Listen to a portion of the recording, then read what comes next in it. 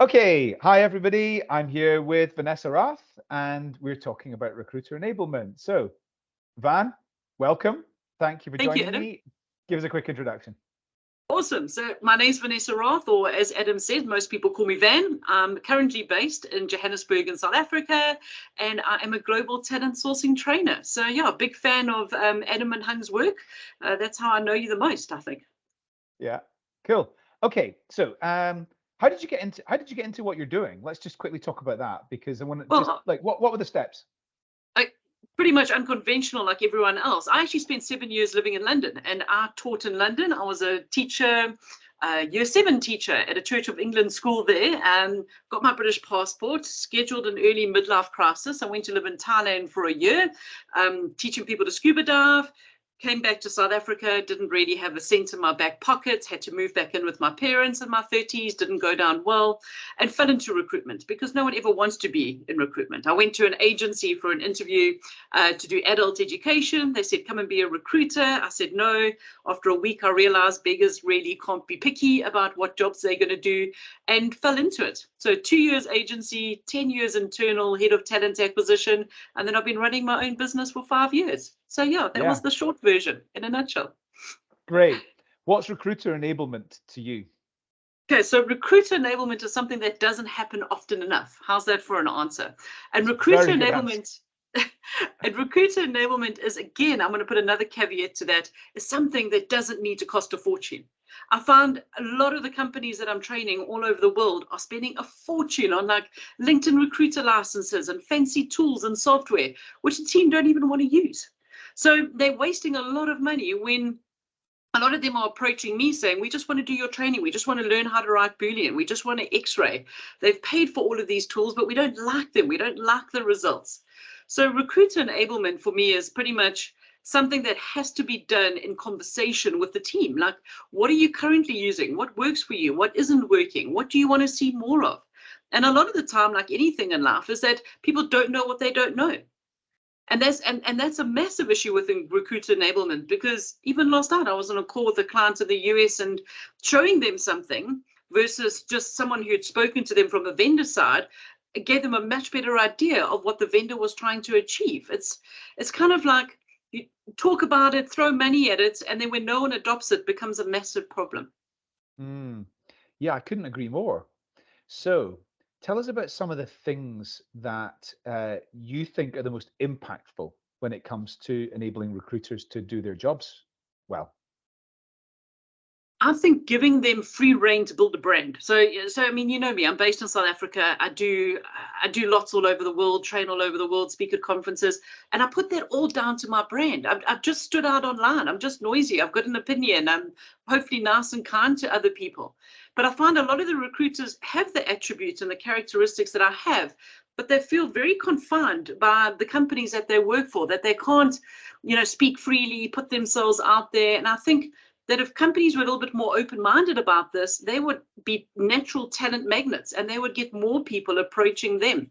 So that's the first thing that I would say, is that, just give your recruiters a little bit more leeway online. And what other tools do you think are good? What remind me of the question again? Well, tell me about, so like what are the other what are the things that companies should be doing to enable their recruiters better? So, I mean, in terms of skills, that's an area that you're, of course, very close to and Yes. leading in. So, what are the do's and don'ts when it comes to giving your recruiters the skills to get better?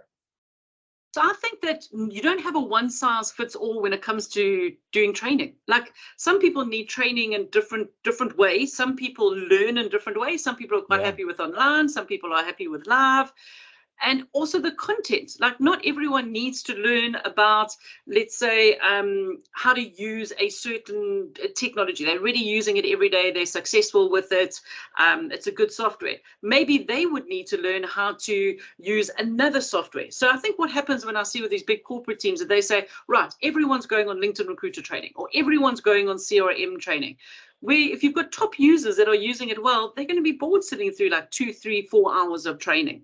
So look at each individual and say, right, where do you feel that you can get better? In which aspects of the recruitment process? Let's find some training that speaks to that. And I Yeah. think that that would be so much better. I mean, I sit and I train big teams, and I've got like 25 people in like a Zoom room, and I can see the people that are really interested and engaged, and I can see some other people thinking, oh, I'm never going to change anything. I'm just going to be a LinkedIn recruiter, junkie for the rest of my life because it's easy. So I'm not going to pay attention. And it just Yeah. is really frustrating because people are spending a lot of money on skills training, but it's Yeah. not going to work for everyone. People have to want to learn. Yeah. Absolutely. Okay. What about tools? So your specialist area is talent sourcing, of course. Mm-hmm. Um, what are the tools that I agree with you, by the way. You don't need expensive tools. You don't Yeah. need to have particularly shiny stuff. But what are the mandatory tools you think that every recruiter who is doing talent sourcing should be equipped with? So the mandatory tools would be things like LinkedIn and like access and they don't even need to be given it. They need to be showing an interest on social media platforms. Yeah. Yes, the tools help. Don't get me wrong. I mean, I've never paid for a LinkedIn recruiter or recruiter light in my life. I recruit. I mean, my other side thing is I'm a work as a freelance sourcer. I found I've never needed to pay for those tools. And any tools are nice. Like, I mean, sourcing tools. Let's talk about Hire Easy. Let's talk about amazing hiring. Let's talk about Seekout. Sure, they help if you are looking at volume. Absolutely. But it's also about user adoption. There's pointless paying for all of these tools if people are never going to use them. And that's Yeah. also where I see people going wrong. So for me, again, it has to be what are the gaps, where are we going wrong? And a lot of the time that can't be fixed by a tool. It's down to your recruiters having that light bulb moment of, oh, wait, hold on. The same template I've used for the last 50 people in my outreach messages isn't going to keep working in the future. I need to start adding in more personalization. And yes, you can do that with AI, but the recruiter needs to realize that it's probably quicker for them to just quickly type out their outreach messages themselves and add in the personalization. So I don't think it's always a tool that's going to fix everything, to be honest. I think it comes down to a lot of attitude where tools can enable the right attitude, but they're not going to fix your attitude. Yes, I agree. You touched on outreach messaging. So there's quite a Yes, lot of circumstances where recruiters need to create um, written word to yes, achieve influence and get people to do what they need them to do, such as outreach messaging and social yes. media posts and things like that. What do you think about the concept of what do you think about the concept of building libraries and collaborating and things like that versus just writing it from scratch every time? Well, let's face it, no one wants to, reinvent the wheel. Um, Yeah. so I, so I think that we don't actually have time to reinvent the wheel in this day and age. I think it's a great idea. So a content library is amazing, as long as you're taking whatever you've seen, you are putting your personalization in place, and then you are looking at that as your final product. But even if you just read through a couple of examples to give you a better idea. I mean, I see a lot of people using AI tools badly at the moment and literally giving one poor prompt, copying and pasting whatever's there, and then that's their LinkedIn post. I mean, and you just look at them and you just think, do you know what kind of a cheese you look like by doing this behavior? But if you were to, prompt it better and say, I'm about to send an outreach message to this person, they have these attributes, they have an MBA, they work at this company, they headed up this project, your message is going to be a lot better. And then to save that, share it with others so people don't waste time having to create that again. What a win. I mean, that's a collaborative environment, isn't it? Yeah, no, I couldn't agree more. There's a couple of things that I think about products like ChatGPT, and the first is if you're not a great writer, you're probably not going to be a great writer with ChatGPT because you're not No. going to be articulate enough with the way to give the prompts.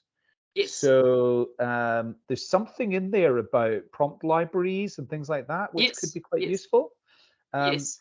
but then the other thing I think about it is if you build something that is really good and it has been effective, giving your colleagues the ability to uh, use that means that they don't need to create something completely brand new and there's risk in there's both time spent, even if you're using ChatGPT or something like that, there's time spent in crafting it and getting it Yeah, right. And then there's also risk in that. If one of your colleagues has had great success with a particular outreach message, yeah. then it's worthwhile. Yeah, you said why would you reinvent the wheel? You maybe Yeah, shouldn't do that. no, exactly. And I think that we need to realize that recruiting and talent sourcing is often a team sport. So Yes. let's help everyone in the team, because you're a better writer, but you might actually suck on the phone, and you've got someone else who's better on the phone. Work to each other's strengths, I think is a really good idea. And I don't think that we see that happening enough. Yes. Finally, talking of team sports, is South Africa going to win the World Cup, the Rugby World Cup? You know what? Looking at past performance the last couple of weekends, I don't think so. I think we have to pull something seriously good out of the bag, like we did 4 years ago in Japan. And I don't think we've got it in us. But I don't know who I'm going to put my money on. How about you? Well, I'm a massive fan of France. I'm here today. I They are love looking good. France. France are very Such good. flair in their game, hey? Love it. Yeah, but Ireland is such a small country. It's the same size as Scotland, 5 million people, and I think they're number one in the world still. Yeah, they're playing great And rugby at the moment. yeah, I would love to see France or Ireland win it. And if it's a Southern Hemisphere team, come on to South Africa. Well, good, good. I'm glad that you said that. Look, I think we'll take Australia. New Zealand are looking like they've upped their game a bit, but I think They that have. I think that, you've got a lot of new people in that team, and it's going to be the BMT at the end of the day. So, yeah, I'm just They, looking they, forward to it. I tell you what, by the way, they're not going to win it, but I'll tell you who is becoming a real force, and that is Argentina. Yeah, we play They are Argentina on Saturday, I think. they are becoming a real force, and Yeah, it's very exciting to watch that. Anyway, right, Van, it is. thank you very much for joining me. Really great Absolute to talk pleasure, to you. Adam. Excellent. Thank you very much.